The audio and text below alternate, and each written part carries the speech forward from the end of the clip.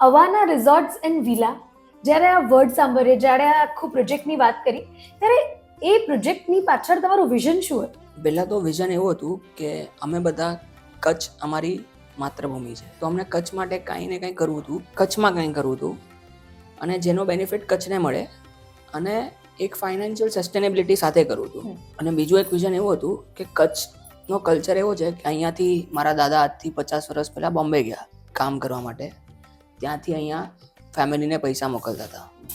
હવે એ ચેન્જ થઈ ગયું અને આજે 50 વર્ષ રહીને હું અહીંયા આવ્યો છું કામ કરવા માટે, અહીંયાથી વિચારું છું બોમ્બે પૈસા લઈ જાઓ. તો આ મોટો જે ચેન્જ આવ્યો છે, તો એક ઓપોર્ચ્યુનિટી ક્રિએટ કરી છે. ફાઇનાન્શિયલ બેનિફિટ છે, ઇમોશનલ બેનિફિટ છે, એક અહીંયાના લોકલ લોકોને બહુ મોટું કામની ઓપોર્ચ્યુનિટી થશે. That was the vision.